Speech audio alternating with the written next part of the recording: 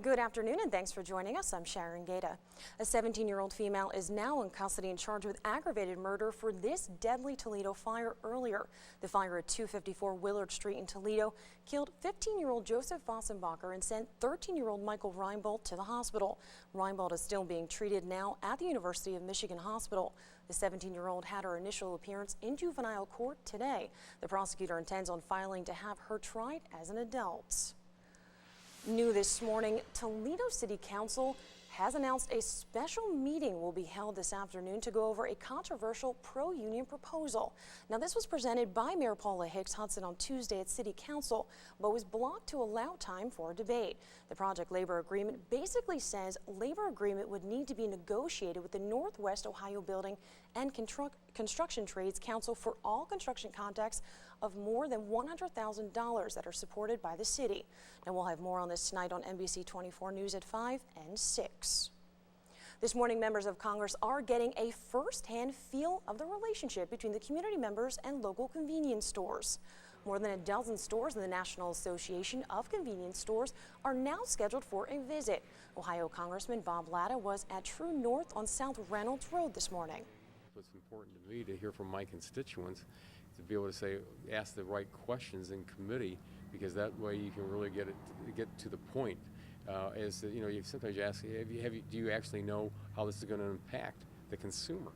And a lot of times, they don't look at that part, and it's just like, well, here's what we're doing, but there's a huge impact on the people back home.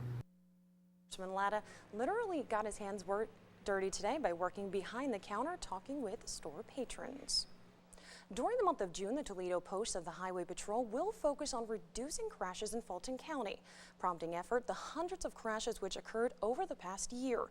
The total 338 crashes, which resulted in 3 fatalities.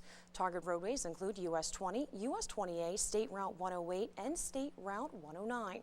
Troopers will be looking for drivers following too closely, those failing to yield, and motorists not passing others properly. Your help is needed right now by the Toledo Area Humane Society. $2,100 is needed for the Humane Society to purchase 2 Olympic exam treatment medical gurneys for the shelter. The shelter cares for animals who are sick, injured, or that have been neglected on a daily basis, many of which can't stand or walk on their own. Now, if you'd like to help out by making a donation, just go to the Olympic Gurney Fund at www.toledohumane.org. Happening right now, there are several roadways with closures and new pattern changes. On Airport Highway, the ramp eastbound I-475 to northbound I-75 has now been reduced to 1 lane. Now, this lane reduction is permanent.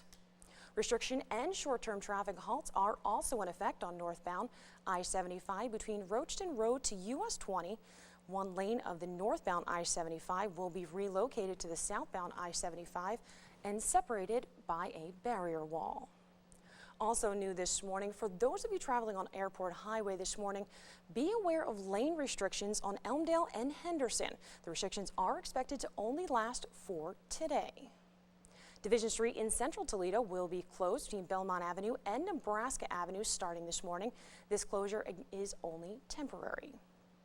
Yet another traffic alert for you this morning in conjunction with the water main replacement on Cheltenham. Now, new lane restrictions on Central will start this morning. The scheduled completion for the restrictions are short term.